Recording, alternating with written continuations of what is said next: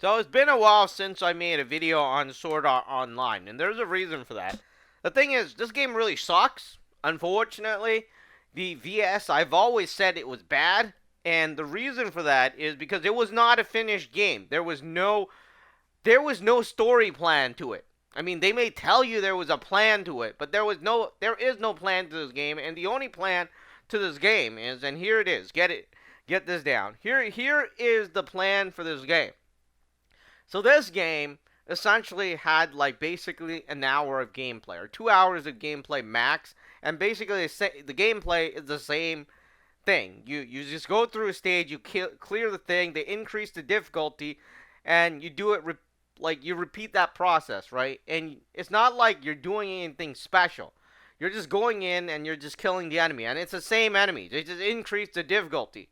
So, anyways, and what happened was that once you clear the first chapter, you're supposed to wait for the next chapter because the game is not done. But they wanted to release this game, right? As you're clearing the stage, you're going to pay for it. And as you're paying for it, they will develop the game. And at the same time, they removed the other game, which is the Rising Steel, which is a much better game. When they came out with that game, it was like each chapter there was strategy, there was story, there was animation.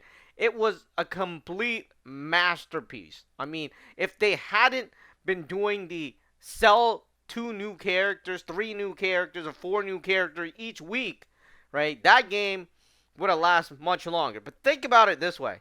If you actually bought a PlayStation game or Xbox game, and let's say you paid $60, $70 for this game. And basically, there is only 1 hour of gameplay. And the gameplay is the exact same thing. Let's say you run around in a dungeon, and it's the exact same level. The only difference is they change the monster on each level. And then, like, yeah, you beat this level. You beat level 1. And then once you get up to, like, level 10, like, yeah, you beat level 10. And they're like, well, wait next week as we update the game. And then once you get into next week, right, what happens is they update the game. And now instead of going to level 1 to level 10, you get level 11 to level 20. And it's the exact same freaking stage. Basically, it's like a straight line. And at the end, there's a boss. Or not even a boss. It's an enemy. And it's a different enemy with a different color. And you're sitting around thinking, what the hell? It's the exact same thing as level 1 to level 10. The only thing they did was change the color and add a few dialogues, right? So, if that was a game on the PlayStation, I guarantee you it will get like 1 out of 10. Or maybe like, 2 out of 10. Just because it was a popular franchise, right? But this is not a game. This is not how you run a gaming company. This is not how you develop a masterpiece, right? I mean, Rising Steel was a masterpiece.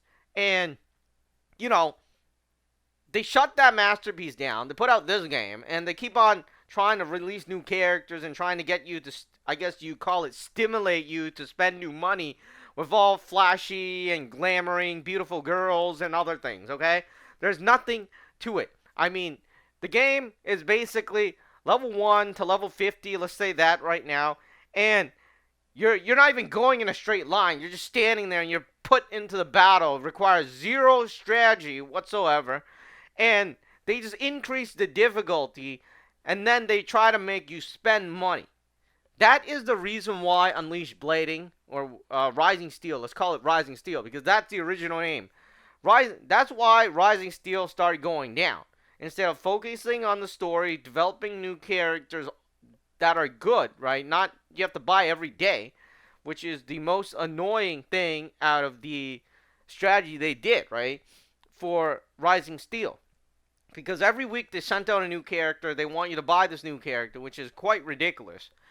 And, now they shut it down. So it's like every week you bought these new characters and now suddenly it's shut down. You don't even have access to it anymore. Now, I used to play the Spider-Man Unlimited. That game shut down, right?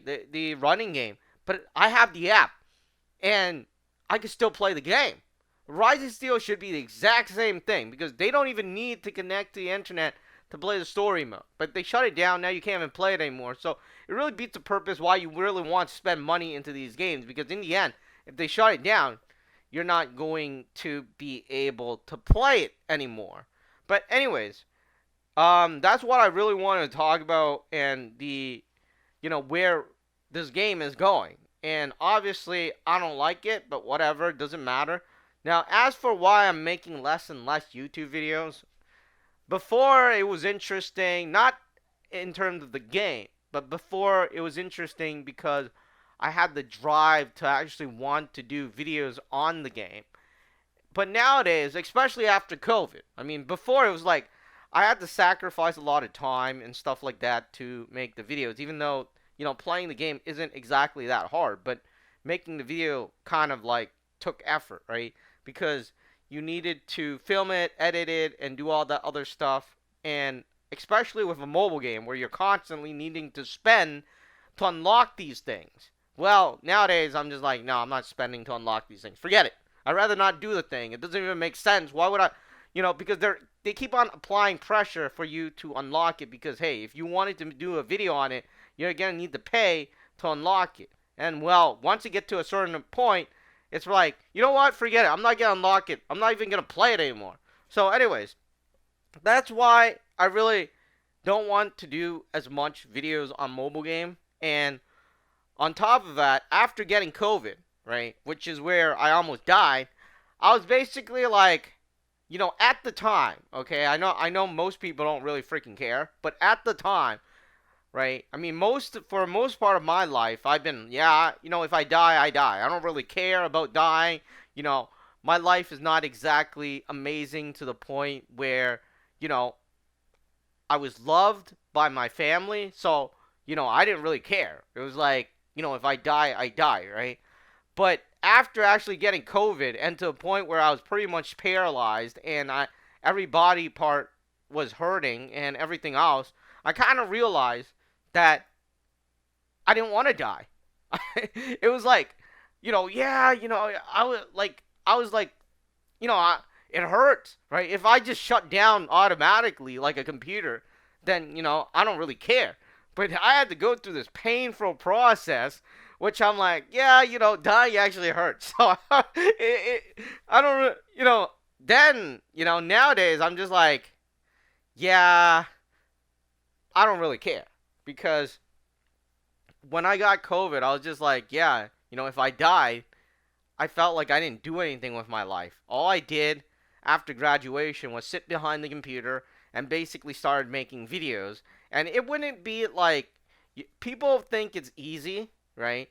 But for me, it was very different. Other people did like, um, let's say comedy videos where they only have to do a video once a week, once a month, or something like that, right? But for me, I was pushing out like freaking 20 games a day. And I got tired. I got burned out. I'm still burned out. And, I want to say that the gaming industry, the app mobile gaming industry, got worse and worse because at least before there was story, strategy, and if you put in 20 bucks, you're good. Now they don't want like 20 bucks a month, okay? Now, right, it's different. They want you to put in $100 each week, and on top of that, right, you're not guaranteed to unlock it. All right. Before it's like if you put in $20, you're guaranteed to unlock, and nowadays you put in $100 a week, or even like a couple of days. I don't know. Actually, I think they want more than $100 a week, but essentially you're not guaranteed to unlock it. It's all random, and it's just one of those things I got tired of. I'm just like, forget it. And this is why, I don't know why they shut down Rising Steel, but obviously, clearly, whoever is managing this SAO franchise is doing a horrible job. And, I'm probably going to. I've been thinking about the Digimon game because I kind of like Digimon. So we'll see in a few days. Because right now I'm doing a lot of Marvel games. And that's because I actually like the old Marvel games. I literally hate the newer Marvel games, most of them, anyways. Only Midnight Sun's pretty good. But the SAO stuff, this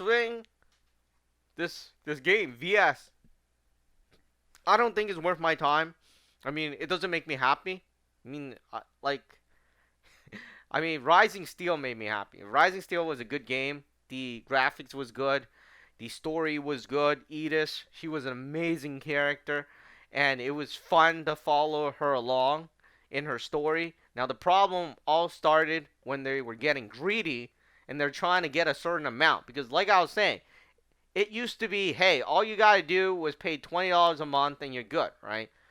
But now it's like they want $100 a day, $100 a week, or maybe $300 a week, and it's all random.